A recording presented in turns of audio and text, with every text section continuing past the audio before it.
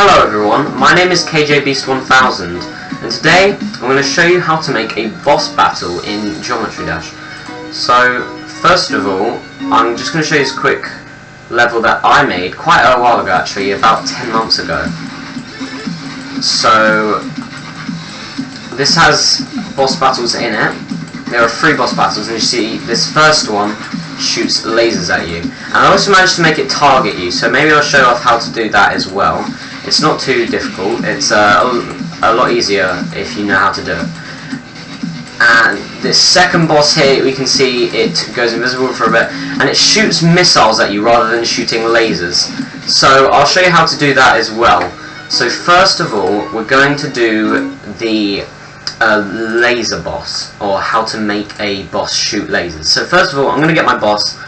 I just use a simple one, just monster or a dragon that is just automatically in the game. So you can make any type of one you want. You can make any type of boss. You could make a block boss, like make it out of already existing blocks. But I'm just going to go with this one for simplicity at the moment. So first of all, I'm going to add it to a group. So this one's group 1. And in fact, I'm going to add everything to group 1 at the end. So I'll just make group 1. Let's actually make this longer than 10. We'll make it 20, so it just lasts a bit longer. And what we want to do is lock to player X. What this does is it will just automatically make the boss always the same distance away from the player on the x-axis, so across. If we did it with Y, which we don't want to do, but I'll just show you what it does, is it means that it will stay on the same y-axis, so it'll go up and down as well. But we'll make it move up and down a bit later.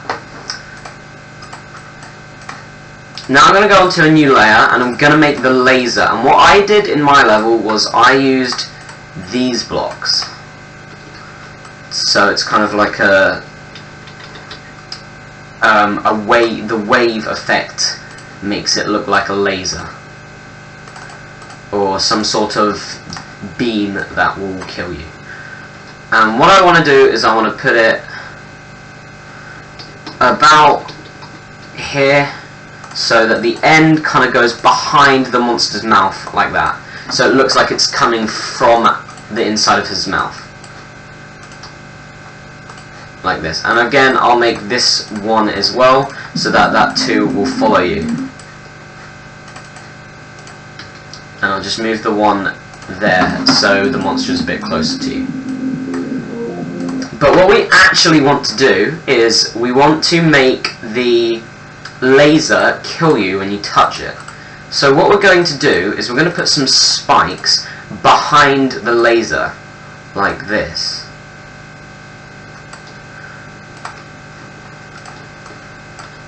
Of course, we're going to add them to 1 as well, so it follows. And then we'll put it up here, and maybe I might scale it up a bit so it's kind of the same size as the laser. And there we go. Now they will kill you when you touch the laser, but we don't want these to be visible at the moment, because otherwise it just looks strange having the spikes over the top of the monster and the laser. So we'll remove them in a minute. What we want to do though is set them to another separate group. So this time we'll do group 2. And what we want to do is we want to immediately toggle off group 2. As you can see, what that did was it removed it. And rather than just making it invisible, it totally removed it from the level. As you can see, I can walk or fly right through it. And we also want the laser to be invisible, or at least for the starting part. So we're going to add this to group 3, and we're going to put an alpha trigger and put the opacity down. So this will make it invisible, and we'll make this just happen instantly as well. oh, sorry, I didn't remember to put it into group 3.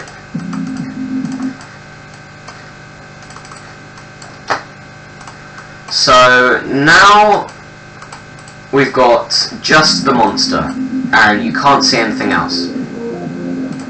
So what we want to do is we want to set the alpha to 3 to go back up, so that after you cross this trigger, it will put it back on. Basically, it will trigger it to become visible. And we want it to be kind of like a flash where it shoots and then it fades out like that. So I think that looks pretty good. But, as you can see, it doesn't kill you. So what we actually want to do is we want to toggle 2 to be activated and then deactivated again. So,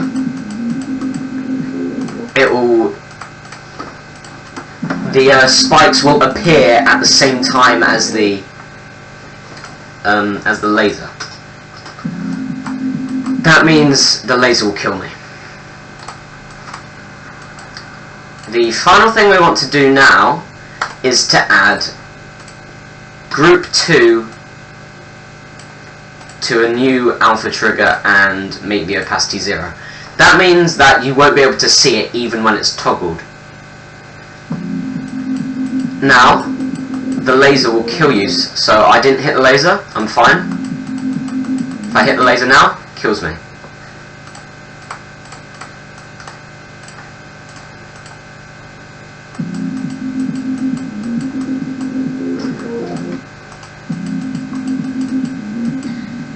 There we go.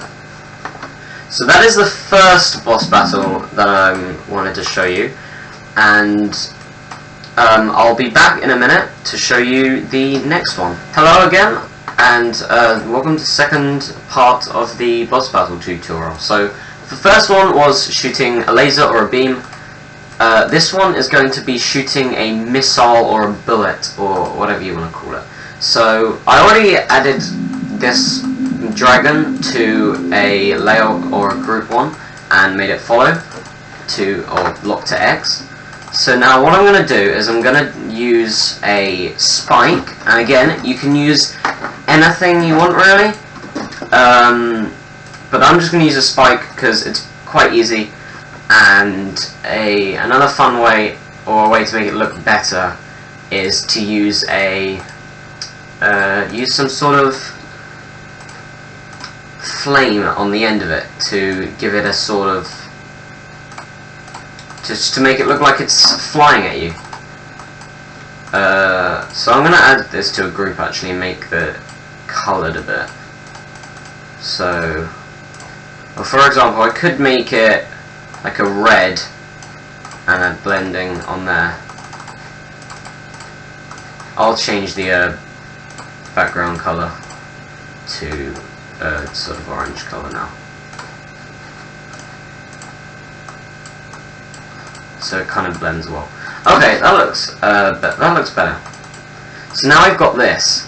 What we're going to do with this now is set it to group 1, so it follows again, and set it to 2 this time. And with 2, we're going to make it alpha immediately, opacity down, fade time down, just so it instantly fades away. Always happens sometimes. And what we're going to do is I'm just going to put it in the middle so it's behind this dragon. So you can't really see it. Well, I guess that's because there's an alpha, but even so, it is behind the dragon, so it doesn't really matter. Then, what we're going to do is whenever we want it to shoot, so I'm going to make it shoot over here, we're going to put the alpha back up,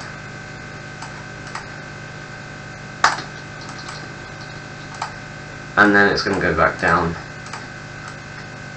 like over here, maybe.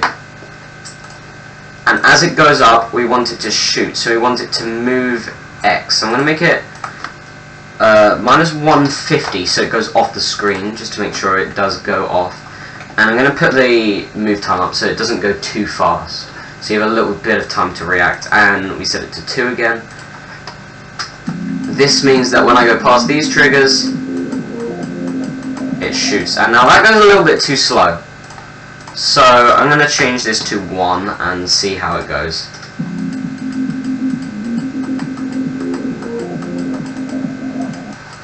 Okay, and I might actually put this up to minus 200 and put this down slightly, because we don't want it to go too slow, otherwise it looks kind of unrealistic.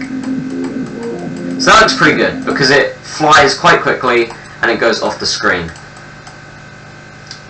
What we want to do now is, if we wanted to reuse this bullet, instead of making lots of bullets, we can just put the move time the opposite of what you put it before. So I put it to minus 200, so now I'm going to put it to positive 200, and I'm going to make it instant, so that you can't really see it at all. And I'll move it over here. So it will go alpha again, it will go invisible, and then it will move back without you noticing. Then you can just copy the move triggers and alpha triggers, and it should reuse it. So as you can see, it shoots, and it shoots again. And of course, mine will kill you because it's a spike. If it shoots the spike at you, it will kill you. If you don't want to use a spike, then you can use any other object really, but as long as you put an invisible spike behind it. So let's say, or you could use a blade because that will kill you, but let's say you just wanted to make it shoot like a key, for example. I don't know why you'd want it to shoot a key, but maybe you do.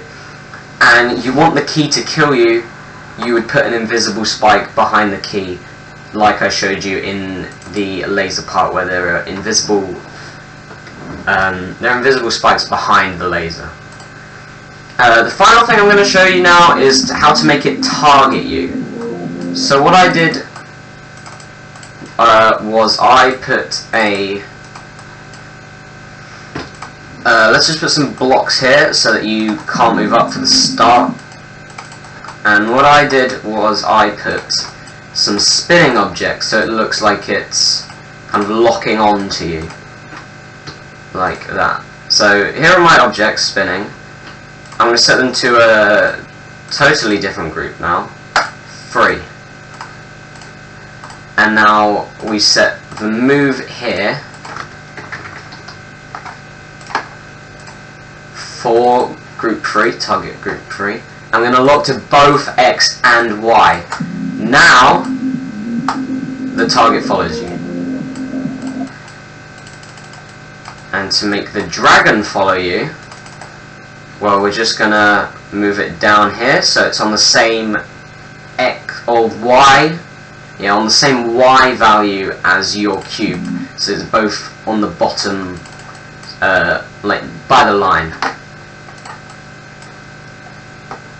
Now we can add a toggle to 1, put it up, or I'll put it to 20 again, just to make it even, and then we lock that to Y.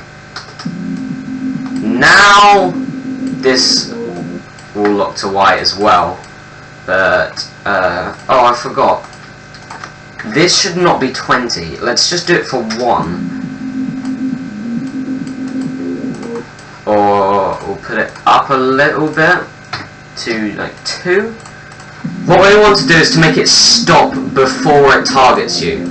So it kind of locks onto you for a bit, and then it stops to shoot. Because if you do it for too long, so let's just put it up,